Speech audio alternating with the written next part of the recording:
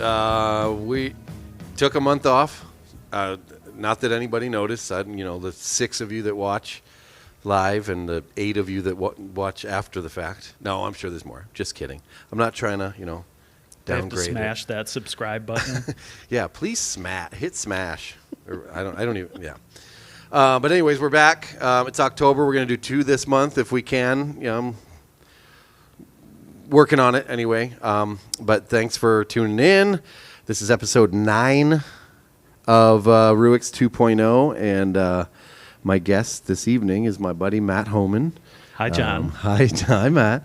Guitarist extraordinaire, recording engineer, jack of all trades. I don't know. I do both of those things. That's true, yeah. To the best Talk of my about ability. you. What else do you do? Let's go deep on Matt Hohmann. I have not been doing much outside of music stuff the past couple months. Yeah.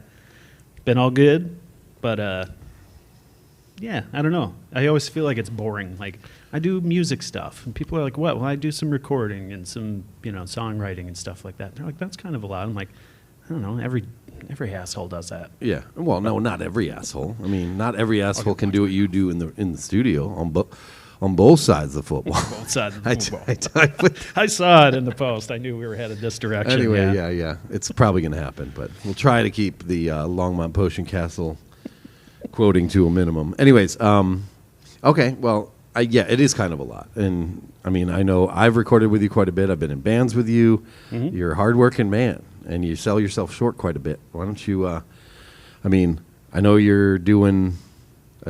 how thin are you spread these days? I could be busier since I'm not working a day job at the moment. Mm-hmm. But, it was kind of one of those things where I wanted to be involved in music, and being in a band wasn't going to be quite enough. So getting into recording was kind of another good step to do that and help out local bands, try to help people get an affordable recording that sounds decent. And definitely learned I really liked it, and just have been doing that for a while. So that's been fun. And how long ago was that now? Like 2010, something like that? I've been with my partner Carla for 12 years, and I started like right before I met her. So it's been like 12, 13 years, something like that. Okay. Yeah. Okay.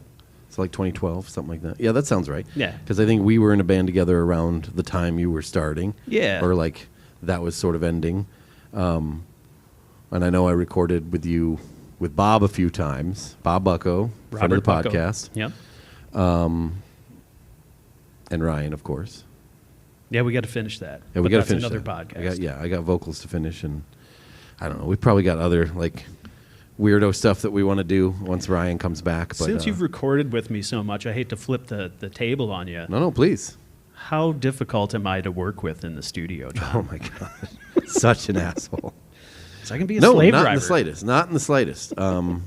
Sometimes I'm trying to think. Like there have been occasions when usually somebody else in the band will be like, "Hey, you want to pay attention and do your shit. Stop watching baseball on your phone or whatever, And then you'll like laugh and like make fun of it the rest of the day or something like that. But yeah, I'll do the callback, but I'm not going to get on you right away. Yeah, you're usually not. Yeah, you're not a taskmaster or anything.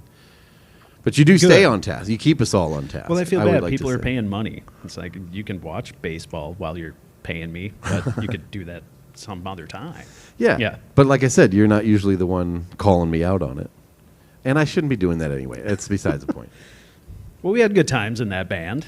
We did. Yep. We can go back to that. I didn't know how far back you wanted to start. Let's go all the way back. When did you start hanging out? You and I met like probably mid 2000s, all ages lift shows. I'm assuming, Smothering Angels. Yep. Was there? We'll get to that because I know that's an important band in the history here, like at least in, the history that I'm directly involved in and experienced myself. But before that, like I feel like there was maybe when you were a littler nard, like before that was a lot of playing with people you meet in school at somebody's birthday party, and you do half of Smells Like Teen Spirit in their garage. Of course, yeah. And then I did met a lot of that too. Yeah, of course. And then I met Matt Wenzel through a bunch of Waller people when I got to high school, and found like, oh, He and I have a lot in common musically, and we're at kind of a similar level. I couldn't find anybody as a metal guitar player to play double bass when I was a kid. Okay. And then I met him. And that was already doing that? And he could play like Metallica's One and Yeah. all that stuff at 15. So I was like, I'm Fucker. gonna hang with this guy. And then he also turned out to be a nice guy.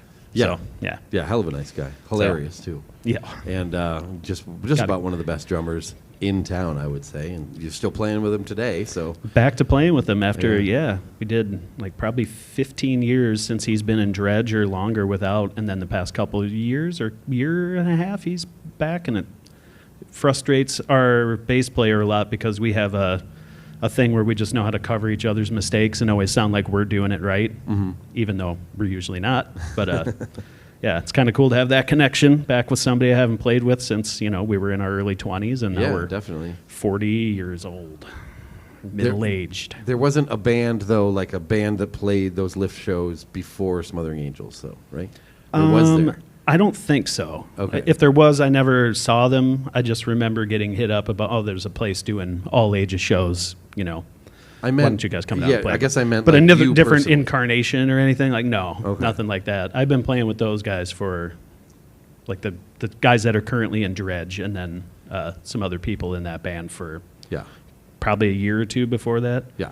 You can say his name, Drew. Yeah. Well, Drew Tony. was eventually one of them. T- Tony Schultz, yeah. Tony Schultz, who's out there buffeting it up on boats, right, or whatever. I don't think know. so. I think he was doing some kind of like hand drum repair on whatever island he's currently residing. But that was about 6 months ago, so who knows? I don't know. Okay, good for him. But yeah, Love that guy. Miss that guy. yeah, he's all right. Oh, both those Yeah, guys. I hope they're all right. I do. Well, I just too. saw Drew. He's doing all right. If you care. I do. Good, I'm I do glad. care. If you care. well, I'm just you a know. little I'm a little sore at him right now, but whatever. Let's. You're putting it out on the internet now, and that's good. I don't That's care. healthy. He knows. He knows why. Anyways, we're not going to focus on No. that. Well, before then we were doing we played a couple bar shows at like 16, and we kept getting stiffed on money because they can take advantage of a 16-year-old that doesn't know any better. Okay. So we just started renting out halls like the 4-H building, the Colt Center downtown, and doing our own shows. And then word spread that we were getting a couple hundred kids out to these shows. And when you're in high school and you all go to 3 or 4 different high schools, you can pull in all your friends, and what else do they have to do on a Friday than come out and see their buddies' bands play? So That's get a true. few bands together, pool your money together, and have a good night. And I think that translated to some people in the area, at least, that, these guys are kind of a draw. And I think we did all right at those. What were some of these venues? I mean, mostly just the 4-H building, for sure. We Okay. rented out until we couldn't anymore, until there were police called and things went really bad. Yeah. Oh, man. and then went to the Cult Center and did a few shows down there, and then it just got too heavy. It was like we were the only band really responsible for everything. My name was on the rental slip for all of these places, and they were getting, kind of beat up. And Okay. so we eventually met Aaron at the Lift at Met Hafel, and he was like, I'm doing these, all ages shows at the Lift, or I want to start doing these. Why don't you guys come out and do those? So started doing that, and I kind of liked having other people do most of the work. Yeah. It's built into a venue. When it's a place that's a bingo hall, you have to bring all the sound gear, and it's like setting up from scratch every time, and Yeah. that got old. Yeah, absolutely. And So- I assume you had to bring, because I remember doing similar shows like at Eagles Club and I think 4-H Club too, maybe in what's that place up on University, American Legion? Yeah, I never did a show there, but I heard stuff would go on there, yeah. Yeah, it was kind of fun, but somebody always had to bring a PA, and it was always kind of shitty, and one of the fucking channels didn't work or whatever. But yeah, having somebody do it all is great. And I remember I started working the Doors, and I played in a band with him, with Aaron.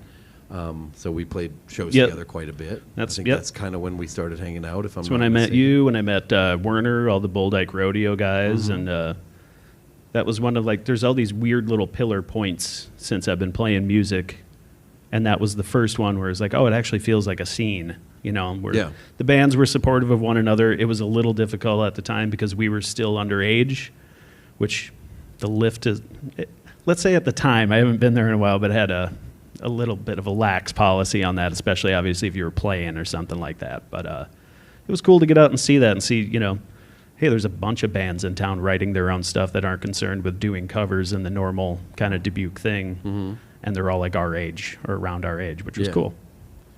And then sadly that stuff kind of dies down after a while, usually in Dubuque. And then whether it's high school kids or whatever, people get bands back together, whatever the case is, then, hey, there's a good solid 5 bands in town again, and we're all doing shows and going out to see each other again. So it's cool. Yeah, it does kind of ebb and flow around here. That's true. But I also think that some of it had to do with, like management changing, that bar in particular went through a bunch of different owners around the same time. And maybe they weren't doing all ages shows for a while, and who knows? Yeah. And maybe people were just sick of that bar and wanted to like set up their own shows at other places. It just kind of. Well, it gets a little weird. You can't play a place every single weekend in Dubuque. Otherwise, no one's going to come and see you. Like, well, I'll catch you the next 3 times you play this month. Yeah, exactly. And we eventually started doing some shows down in Clinton at the Pig Pen, Clinton, Iowa. Yep. R.I.P. the Pig Pen. Oh, yeah. Wow. Place that lived up to its name. No shit. But we did a big, like, one of those all-day, like, new metal kind of festivals or whatever down there. That, like, the band Coal Chamber headlined, and there were 2 stages, and it was, like, 20 bands all day. And played it, got a good response, and started playing down there.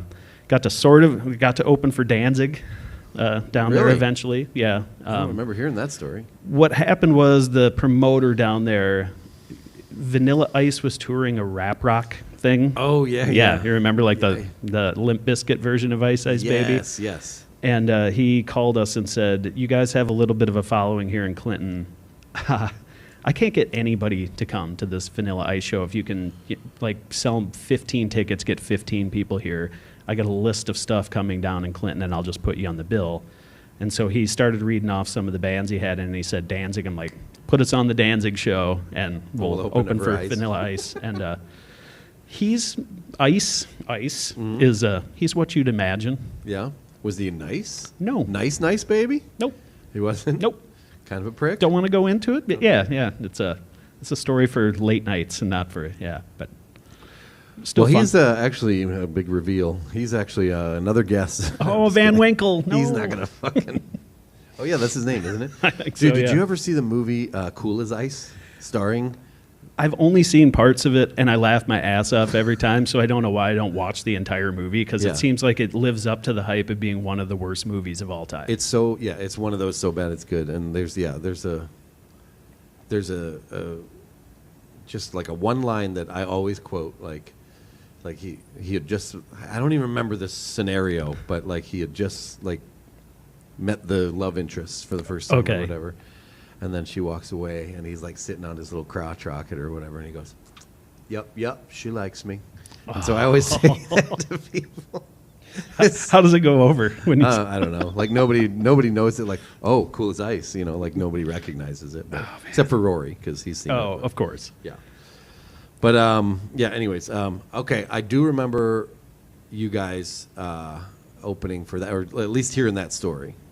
But you said kind of open for Danzig. Did that not pan out then? What it was is every time we would play the Pig Pen, we would get people to these shows. We would sell tickets, and somehow we would wind up either on the inside stage or like playing first of 20 bands or something weird. But it always worked out in our favor somehow, because it either we started the day off really good and people were interested in buying merchandise or whatever, or at the end of the night, we're already done and packed up, so we just hand out CDs or whatever and meet some people. Almost met Danzig, was this close.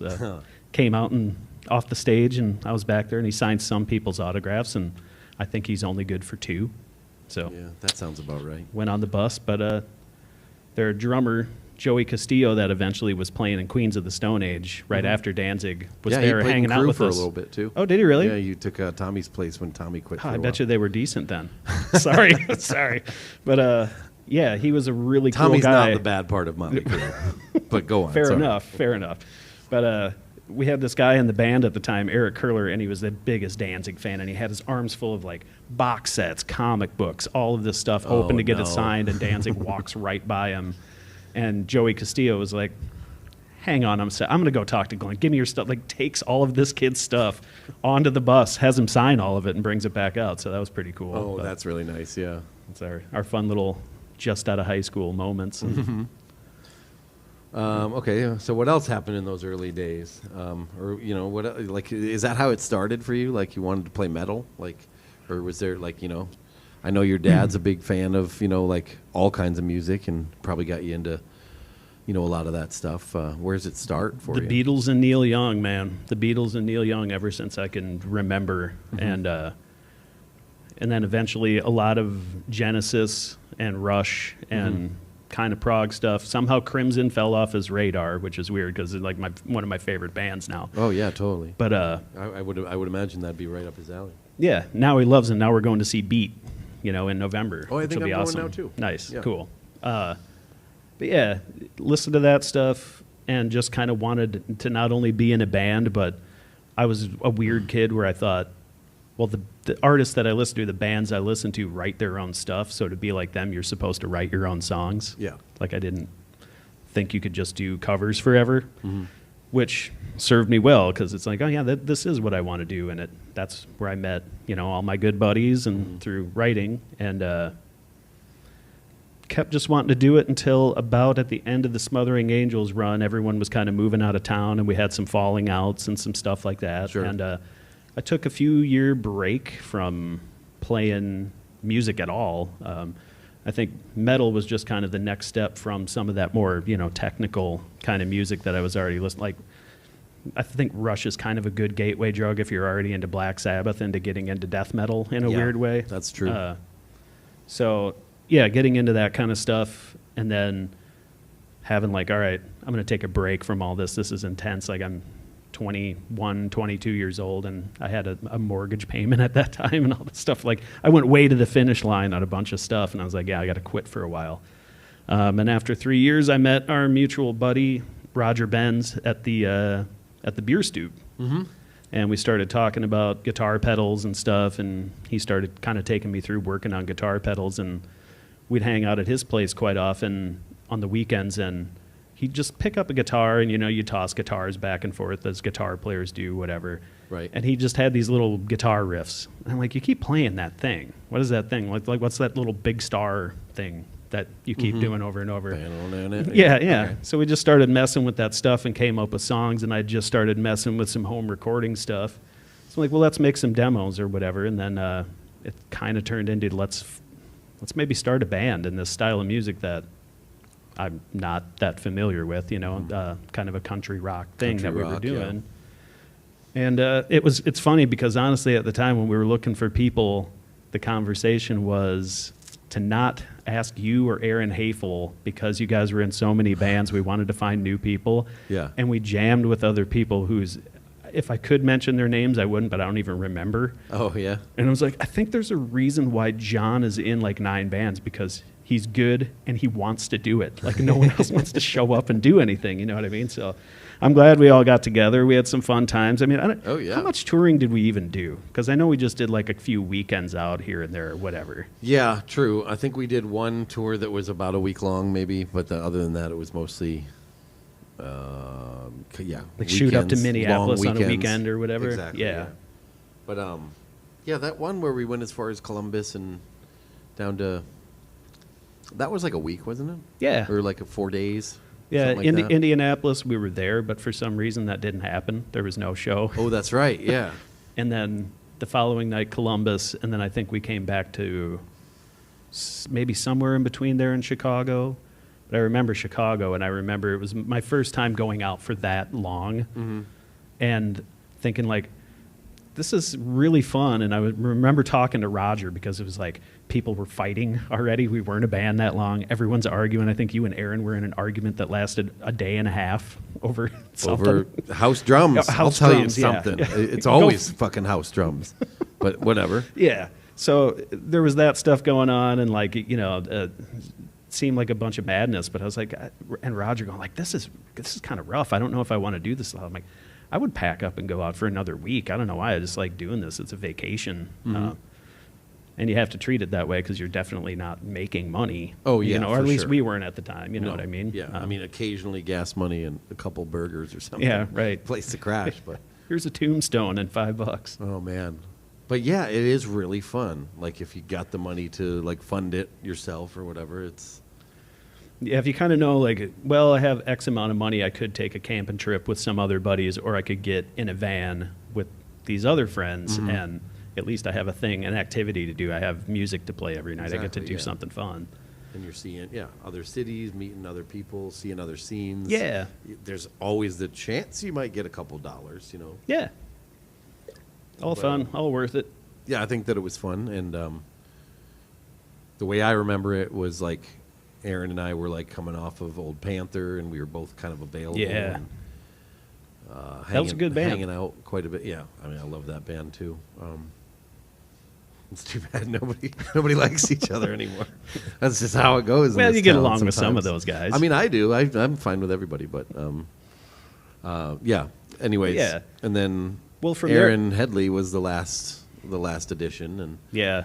I'm sure she felt like Roger did. Like once we got on the road and everybody's fighting and bitching at each other, she's probably like, "What the fuck?" She did I handled sign up always for?" handled it really well because I think she had previous touring experience with River and the Tributaries. Oh, that's true. Yeah, I forgot about that. Those guys were off my radar. It wasn't my thing, but I do have a sense that kind of anything River's involved with, there's always some kind of like touring element to it, or at least Okay. at the time. Plus, they were all Iowa City people, so you get out playing a bunch when you live in a Rivers, town. I thought he was just from here. I think they were they were all based Iowa out of City, there? like when Aaron was down there, when Aaron was playing with Okay, them. okay, that makes sense. I could be wrong. Get her on the podcast and ask her. She's been on it already. She's a friend of the podcast. Get her again. Yeah. I mean, whatever. You didn't We'll ask see. her? No, not yet. No, Maybe she'll be on November. We'll see. But yeah, from Kerosene Circuit days and us playing, that was another one of those pillar moments of all of these cool bands. Like, what was the most amount of bands you were in at that time? Oh, geez. It was probably around that time, or like at the beginning, I was just doing Kerosene Circuit, Legal Fingers, maybe occasional Old Panther show still, if, Bob and Aaron could stomach, being in the same room. Yeah. It depended on the day. At one point, I think I was filling in for James Kynes and the All Night Riders. Yeah, that's for right. a couple I of gigs. forgot about that. Yeah, I probably like 08 to like 2011. I was in as many as like 5 bands at a time. Yeah, because I remember, again, another awesome moment of we're in Kerosene Circuit, you're also in Legal Fingers, and the Glimmerblinken, like the giant 6-piece monstrosity Yep, Glimmerblinken. exactly. That's so much fun. And then through that is where I met guys like your brother Rick a little bit better.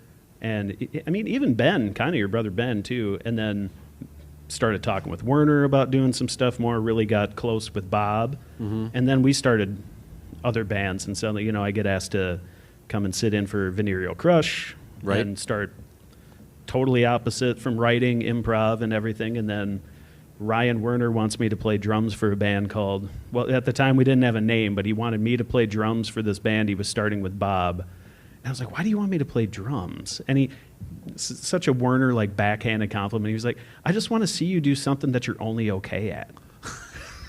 That's not even backhanded. It kind of is. It felt weird to me, but eventually I started hearing ideas in that band for guitar, and then we got Pat Gilligan in to play with us. And I remember seeing Pat with like the full curly hair at the All Ages shows. Oh, yeah. That's how I met him, too. Lift. And he was always a nice guy. And I remember him telling me, he goes, I just thought you guys in Smothering Angels were already in your like 40s because you all had beards. And you just looked at him like, we weren't living the cleanest life. But anyway, it was cool. Like, he was coming in, he was doing noise stuff. He's, got involved in the scene pretty heavy. And so playing with him was really cool. And then, paths crossed if anyone needed to fill in or whatever. Like, Pat had a noise tour booked with Bohr, with Novatsky, and Bohr and I Think You Should Leave, right? No, that's not what they're called. What the hell? It's another I Like You Go sentence. Home? I Like You Go Home. That's what I meant. Yeah, that's Pat's band. Yeah. But he couldn't do the split pricks thing that we were doing, so you joined up with us with that, and that was a fun little weekend. That was worth fun, of, yeah. Like, we're going to Upper Peninsula, Michigan Mm-hmm. in January, like 30 below. Yep. The only times I've really been on the road outside of that Kerosene Circus stuff have been like Venereal Crush, where it's like, yeah, we're in Fargo and it's 40 below. It's January 22nd. Yeah, oh, dude, yeah. Touring in the Still winter cool, but, can be so brutal. I remember playing with the Wild Animals, actually, another band I was probably in that stretch. Yep.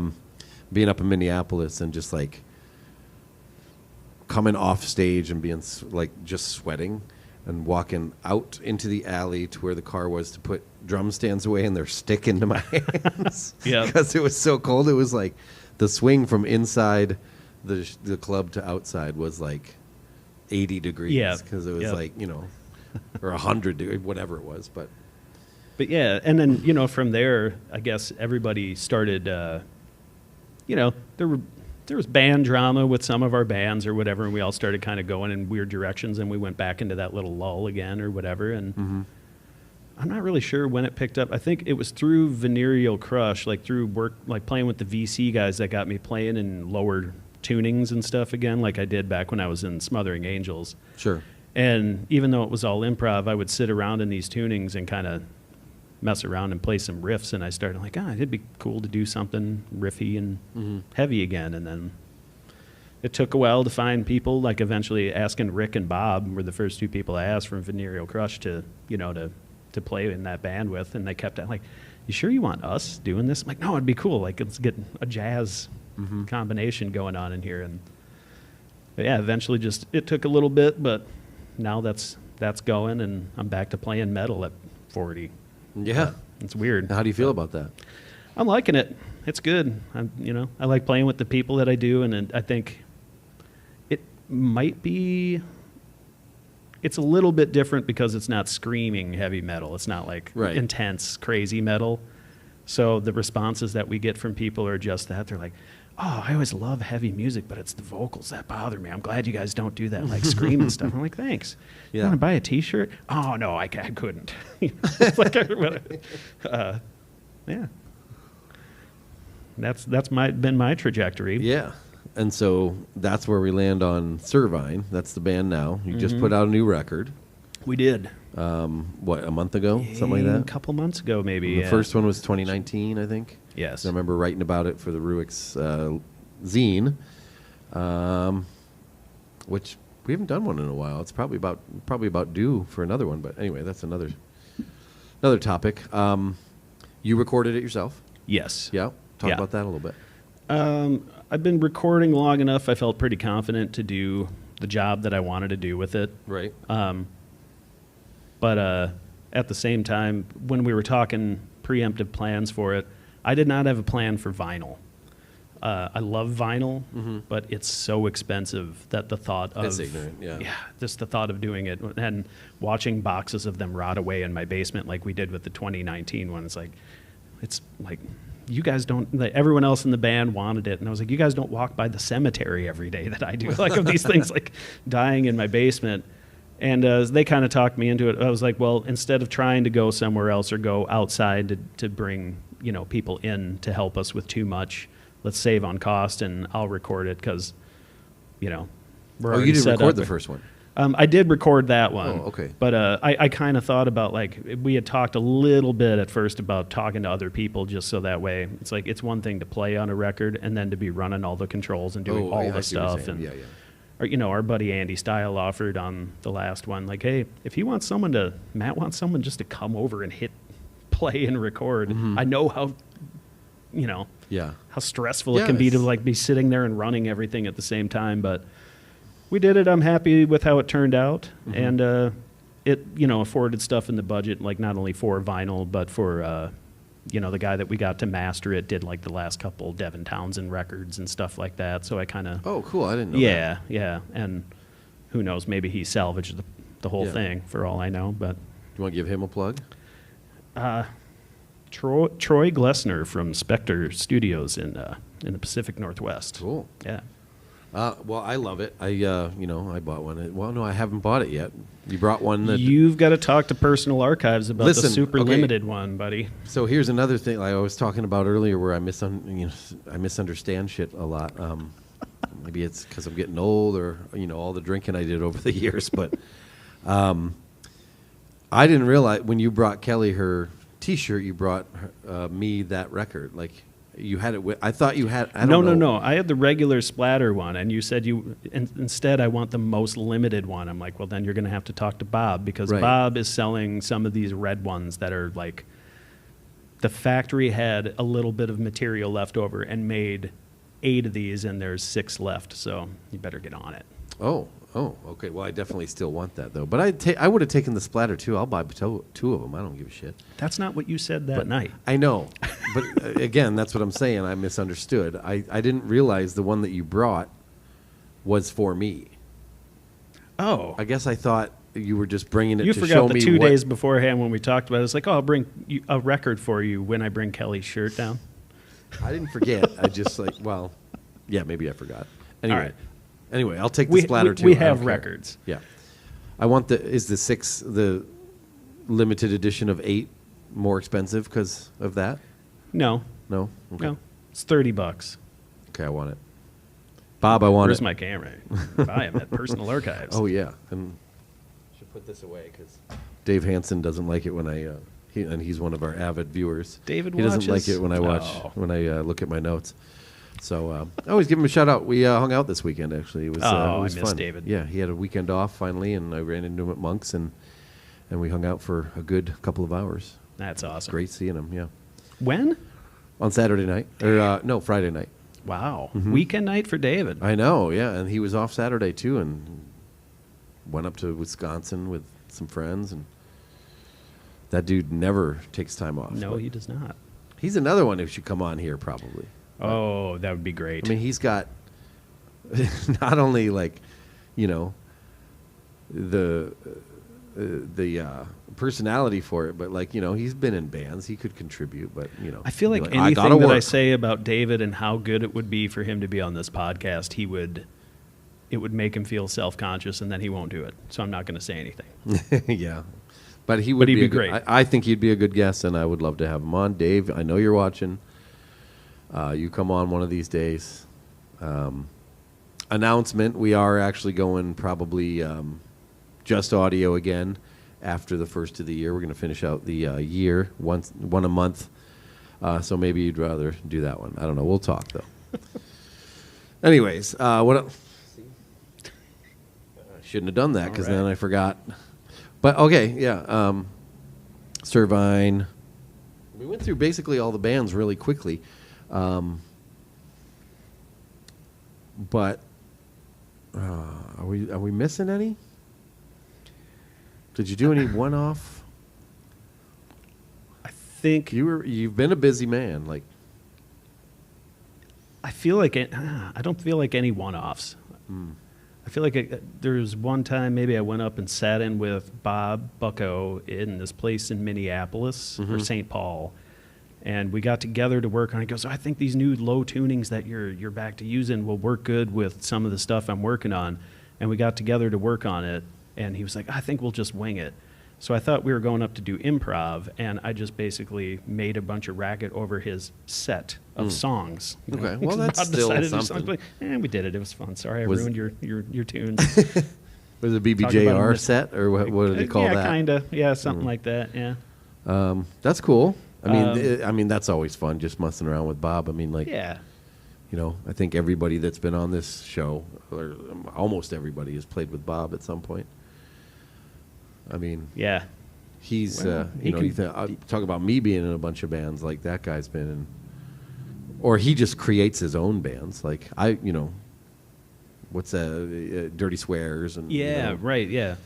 Well, and he can play with just about anybody and almost anything. Yeah, exactly. And like almost any instrument. Yeah, He's and it's one of always those- great. Yeah, and it's always good. Yeah. It would be frustrating if he wasn't such a nice guy. Yeah, that's true. But yeah. Yeah, and we're just, oddly enough, we're starting, I sent the guys in Servine 4 new demos last week. So we're starting working on new stuff, trying to work in some of the stuff from the first album, getting Wenzel, kind of letting him do his own thing with some of that. It is funny sometimes to listen to him try and emulate what Rick was doing, because because he likes it. He's like, I like what he's doing there, but it makes no sense. I'm like, yep. Yeah, It's that like, sounds try about playing right. along with it, buddy. I was like, it's cool, but it's tough. Yeah. So, yeah, and then I've been talking, and I don't know if Micah Schreiber watches this, but I bet if Patrick Gilligan does, he can pass this on. Bob Bucko and Patrick and Micah and I have been talking for the past 3 years or so about kind of taking from where Split Pricks left off Ooh. and doing something. And like, oh, let's work remotely. We'll all record. Everyone's busy, and we'll just send each other ideas. And I think Micah sent us a riff, and then nothing happened for months. And then Patrick sent us a video of him playing drums to that riff. And turns out the old guys, me and Bob Bucko, we're the slackers. You're the slackers this I know. time. It'd be cool to get something together with him, but Yeah, that would be really fun. That would be cool to see. I mean, we did that one show last summer, I guess. that was fun. Yeah, that was cool. Really fun. You have a thing though, like you're not into. I know you've talked about it on the podcast though, but you're taking a break, a long break from playing, huh? Yeah, I guess so. Yeah? Yeah, and I don't. It's indefinite at this point. I don't know when. Like, something really special is going to have to come along for me to like really be into playing again. I don't know. I'm just like not into like. I want to focus on this kind of stuff.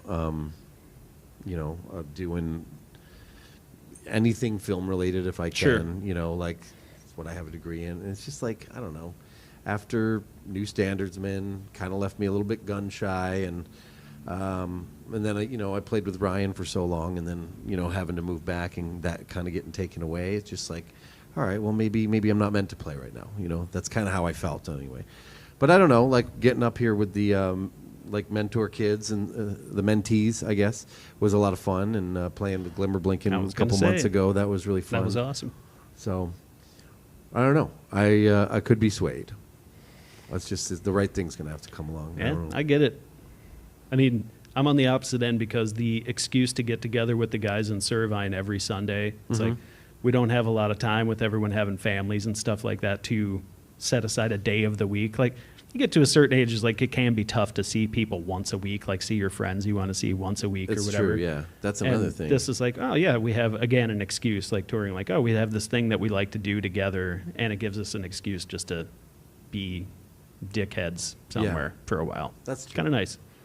But you gotta find the right dickheads, John. I gotta find the right Just dickheads, be patient. Yeah. Well, honestly, like part of it was like having my drums in storage forever, and now that I actually have them at my place, me and Evan, Kelly's son, step John, have been like Been jamming a little? Well, like not a whole lot. I just got them set up, but like that's the plan anyway. Cool. And we jammed a little bit on this stage during some of the open mics, and it was fun. Cool. So I don't know if I was going to play something. I'd like to play in a classic old school country band, and I've talked about that with some friends. Nick Weezer is one. That's not his real name. It is his real name. It's not spelled like that though. But I don't. He wants to sing, and he doesn't really play guitar. He said he's willing to learn. I don't know. That's a ways off. But and then me and Ryan always talk about doing another Realms. At least weekend or something. But it's just That'd be tough. cool. So we'll see. Yeah. But we do got to finish that record at least. Next few The weeks, EP. I'll be hitting you up with some stuff, with some open dates. Okay. I got to finish. I got to do Riff in the Heist this weekend. I'm recording the new Riff in the Heist record this weekend. Okay. And then Robert Bucko beat you in the running. I got to get a hold of him. He's got to come in and finish a record we started. I bet it's getting closer to 6 years ago now. Really? Yeah. Takes time sometimes. Didn't we record some Legal Finger stuff with you though that never saw the light of day too? I gave it to Ryan Werner I know for you him did. to finish. Mm-hmm. And He asked me. He wanted to finish it. Balls in no, his I court. know, and he did do some work on it. I'm not hanging him out to dry or anything, but I don't think he finished it either. And now he's got his house project and whatever he does, Cars tribute band and whatever. Pinball. Cars the movie. No, that would be funny if it was all songs from the Pixar movie or whatever it is. on synthesizer. I think he actually is a synth player in the Cars Tribute, right? Is that? I think he was, at least for a little while. Yeah. Yeah. Yeah. He's never done the pod with me, even the audio. I mean, That would be another great episode. And Nope. he comes up every now and then. vetoed. Really? No, just kidding. Of course I would do it with him. He's one of my buddies, but he doesn't live here anymore, and that's sort of like been the theme, at least of the second iteration. So, Well, if you haven't already put the bug in his ear, because he does come up every now and then, as you know. You saw him and his lovely partner Grace when they came up the last True. time. Yeah, and, yeah. He came up by himself once too, going to a funeral or something, wedding, one of those. Ignore those details. Who Yeah. cares what's going on with him? No, I mean it was. I think it was a wedding. Now that I think about it, but God, Somebody's it could have been a funeral. funeral. Though. Somebody's funeral. Yeah, exactly. The wedding, funeral, it's the same. No, but yeah, and we bullshit a little bit outside of Monks that day too. It seems like he's doing rad shit, and I'm always glad to see that. Yeah, I don't know. I mean, it would be cool. Like, I don't think we were getting along too much, like when I did the audio version, maybe at the time. So maybe it was like No. sensitive. You mean like right out of Legal Fingers, you guys weren't getting along? Yeah. Oh man, that was a sensitive. I mean, like even on that Split Pricks tour, like he wasn't my biggest fan then. I don't think he was a fan of any of us. That's true. He was very uptight that And tour. I mean, well, and we were also dudes just ignoring the festival. We were supposed to play the first 2 days until we played, and we sat in a hotel room drinking, and Bob and I watched you watch the Game Show Network and laughed a lot. It was fun. and make love to a box of Cheez-Its or whatever. Oh, that was. you brought it up. That's Well, I don't care. It's That's funny. the thumbnail for the podcast, buddy. I'll send you the image. It's blurry enough you can deny it. I No, do that's remember Bigfoot. that being a really fun tour, though, or mini tour, whatever it That was was. great. 3 days, all things considered. Yeah, maybe, things were a little bit rocky with him and I, but he still wanted me to be there. Like you guys all wanted me to be there. Like even Pat. Like I can't, think of Oh yeah. somebody, better to take my place on this. To me, looking Which back was at very all the, flattering. all the fighting and all that stuff is just funny. Yeah, I know it is now, but at the time, and then we tried to form that other band that played once, Box Elder, and played at. I don't even remember that at all. It doesn't Sorry. matter. No, we just didn't like each other for a couple of months, but we're all good now. Good. We'll get him back on the podcast. Yeah, I think that would be a good one. But anyways, what else? Am I helping you kill enough time here, bud? What else? Yeah, well, that's what we're doing at this point because we rushed to it. Oh, sorry. But no, we got plenty of time. Do we have to go back and touch on anything else that I skimmed over? What do you have any bands coming up you're excited to work with or? I've got nothing on the calendar other than Riffin' the Heist this weekend and finishing Realms and Bucko before the holidays. Mm-hmm. And then I'm going to see what's up. I'm not sure. It's always weird. I don't know how to reach out to some of the younger bands. It always seems like they either do things themselves or know somebody who does or whatever. Yeah. But you never know. I did recently get asked to do percussion in Feast of Mutton. Okay. They decided they wanted a drummer, someone to play drums that wasn't a drummer. Okay, that'll be fun. So I'm going to spend a little bit of winter coming up. Like I've been going through some of the new tunes, and it's really Tom Waitsy, like figuring out as a non-drummer how to pretend to be a marching band on Right, things. yeah. It's really cool stuff. The songs are awesome, but That sounds as great. usual. But yeah, that's what I'm going to do, and then I don't know, maybe lean into the studio a little bit more. Mhm. I've been dipping my toes into doing some like electronics repairs, stuff like that, and so Nice. winter Are you time's working with always Roger weird. with that? No, I've been hanging out with him a little bit lately, but he's advanced, and I got to kind of Right. start over from scratch and kind of learn on my own pace or whatever. But yeah, he's He's actually, that'd be another thing too, is Roger talked to me about, he goes, I never stopped after Kerosene Circuit. I have like 6 or 7, 8 songs, whatever. I'd love to bring some people in and just have a recording project. And I keep bringing you up. I'm like, let's bring Jonn in on drums and we'll just make a record. And he was like, I don't think he'll do it because all he tells me is how he doesn't ever want to play in a band. And I'm like, well, that might be an exaggeration. But I do kind of lay it on thick, but I don't know. Like, that might be something. We'll talk. Talk to Erin Headley a little bit every time I see her. I'm always like, send me some of your tunes and let me do some spooky guitar on it, you know, like fake lap steel kind of stuff or whatever. But we're like, hey, if you're in town, I have a studio. If you have an hour, come over and just record a song or whatever, just for fun. Because winter kind of dies off at a certain point, which is good. Take the winter off, but yeah. Well, I remember asking you about back in April doing some film score music. Oh, I'd love to do that, yeah. That was a project that didn't work out, but I mean, that doesn't mean that I wouldn't love to work together in that capacity like That'd some be other awesome. time. Because I got some script ideas, and again, I want to get back into it anyway. So let me do a score for a horror movie, John.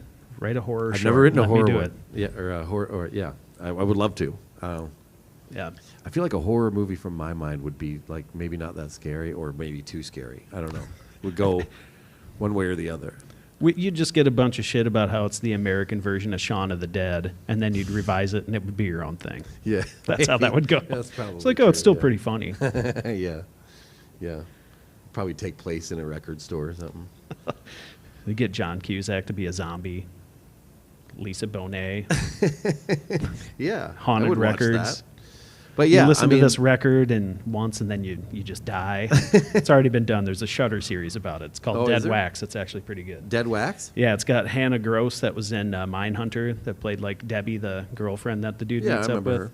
Yeah, she's on the hunt for these 3 records that if you play them in sequence, they kill people or whatever.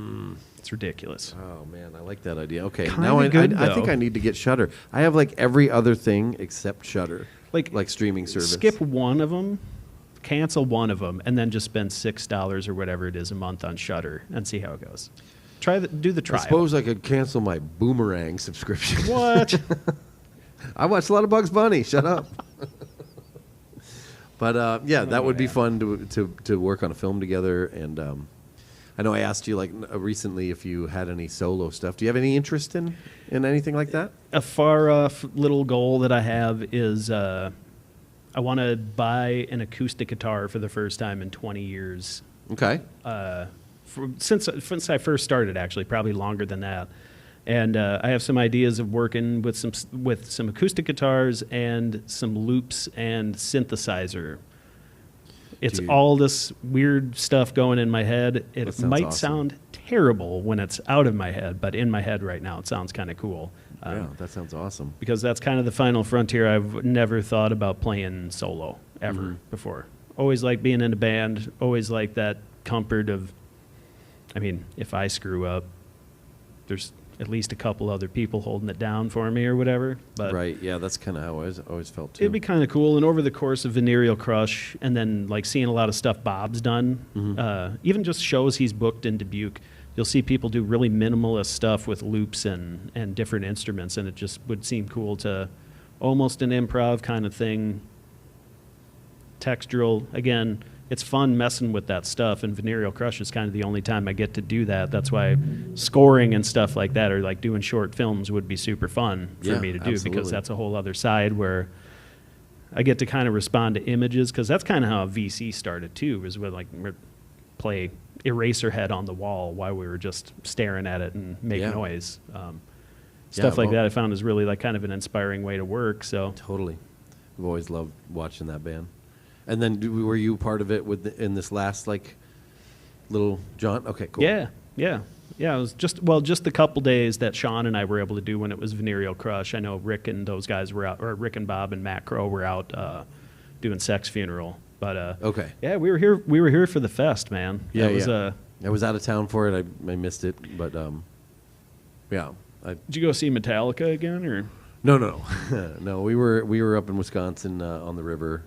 Doing some, well, I was supposed to be, I'm not even going to get into that, but everyone was supposed to go to, and he didn't go, so I ended up going with Kelly and her friends, and Rory came up. That was fun. Nice. But anyways, Well, you missed some weird stuff that day, and actually some really cool, like the way Alex had I think the way he paced the day, you know, it wasn't just an onslaught of harsh noise stuff. yeah, Definitely some of that, but some other really cool things, and like cool spacey ambient stuff, of course, and yeah, Rick came up with the brilliant idea. There was, I don't know if it was the guys in Mustard and Law or who it was, but we're doing projections up on the stage on a screen here the entire day for everyone's set. That's and awesome. Rick comes up with the brilliant idea of, hey, let's push the screen up and we play behind the screen. I'm like, perfect. I love this. Like, I don't have to be seen in it. I can just kind of, cool. you know, work with everybody and create. And it was probably one of the best times I heard us all together. And it's, yeah, it's fun to do that.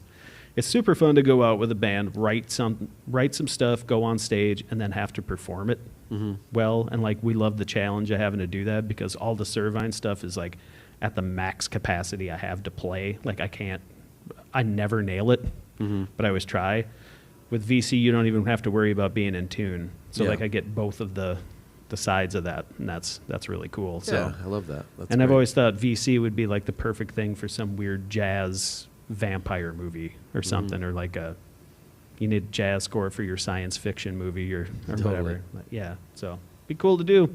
Keep me in mind, buddy. I absolutely will. And if you do any solo stuff that's not film score stuff too, I'd be interested in hearing that and seeing it performed. And We'll see how that goes. I'll probably wind playing up drums on your solo project if you want. You know. I was gonna say I'll probably cave on anything solo as far as that goes and bring in at least another person. But you know, Aaron Headley and I always shoot at ideas. You know what this is like. Everyone talks about starting a band or starting something up, and it's like, yeah, well, you live 6 hours away. Yeah.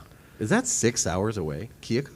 Maybe not. St. Louis is more like 6 hours. It's still a ways. Yeah, it is a ways. But damn, I didn't realize it was that far. And it's different if people understand technology a little bit more. And I'm not knocking anybody, Aaron or anybody else, but like you can record some stuff on your own and send files back and forth. You can get a lot done. But that's I've because never actually done that. Well, I guess I did do it with Bob before. Like, Okay. You know, Bob sent me some stuff that I could use in a film, but I didn't play on it. I just asked him for help. See, that's what I mean is like collaborating back and forth. And it's funny, like Servine, Sean Healy being the oldest member and me being the youngest technically by a few months or whatever. We understand how to use recording software and how to send files over the internet. Totally. And the other two guys are just like, I'm going to have my wife just do the email shit for me. And like, all right, cool. But if everyone's on the same page in a collaborative thing and you can actually send people stuff and add layers and do those things together, it's kind of cool. So maybe one of these days, I don't know, one of us gives Aaron Headley a crash course, like, just send me some of your guitar parts somehow, record them on your phone, and I'll do some stuff with it or whatever. It'd be cool because she's one of the people I miss playing with, and I don't see her as much, obviously, as I get to see you, and now that Roger's been back in town, I get to see him a little bit more, so it'd be cool to kind of, it's fun to catch up with people, man. Definitely, yeah. Well, you got any other things coming up? You got any Servine shows coming up, or nothing? Book Servine somehow. Find us on social media, Instagram. Servine the band or something like that on Instagram. Instagram? Servine, maybe DBQ. I tagged him earlier. I just forget what it is. Let me look. I think if you just Google Servine band, that's true. You could bunch just do of that. Stuff comes up, and I'm sorry to cause people to go through that step. But Servine_music. Oh. Yeah, it's a great band.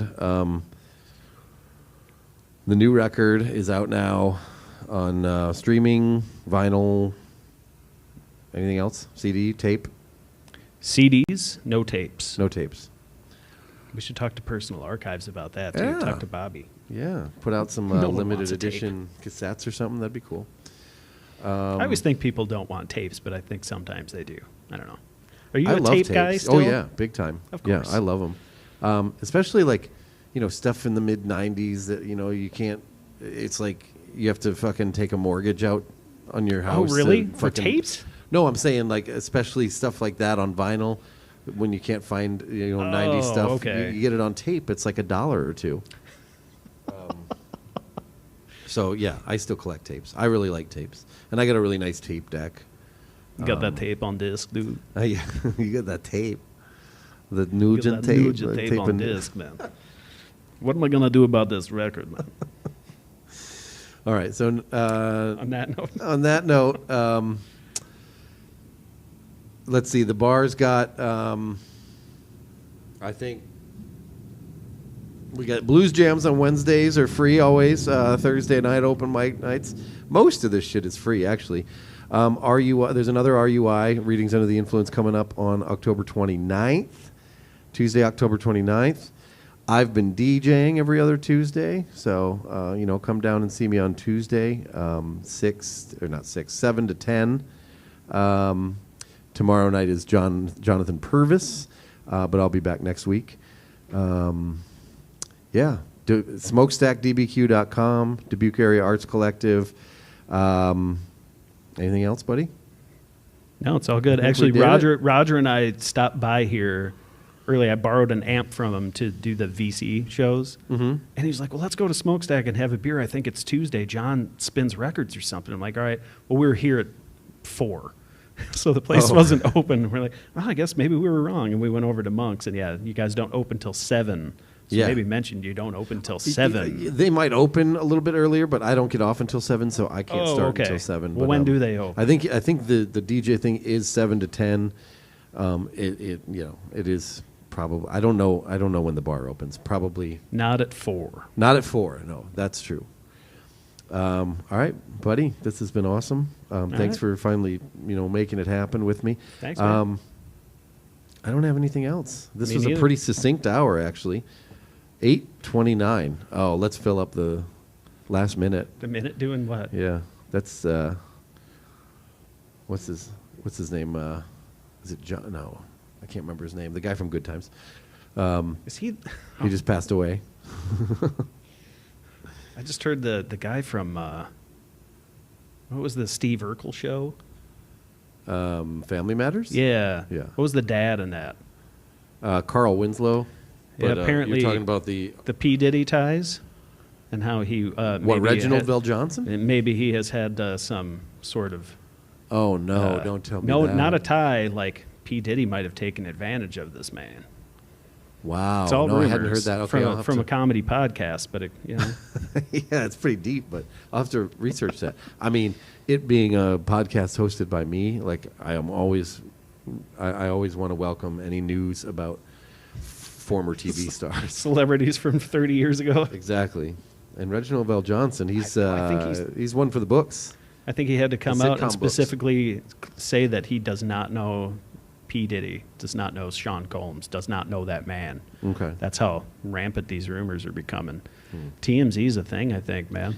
Yeah, it's gross. I mean, I don't even pay attention anymore. Like I know that he's a bad guy, but like it's not like I knew much about him before that. I know too much about him. He's been a bad guy for a long time because he's had some crimes against music. That's true. Yeah. That Godzilla song can go fuck Oh itself. shit! And what didn't he take? That no, see, Was I that- really thought that was a good rendition of Kashmir. I mean, he had Jimmy Page in the video if they signed off on it. I mean, Man, I forgot Jimmy Page was in that. mashups are the way of the future. Yeah. Future now. God, what a prick. Anyway, Ruix podcast. Next time, I think we're going to have another one this month to make up for the missed month. So the October, this is technically the September episode, but thank you, Matthew. Thanks, buddy. Really, really awesome having you. All right. All right, buddy. And that's it. Get the fuck out of here. Bye. And it's hopping side to side. Money by the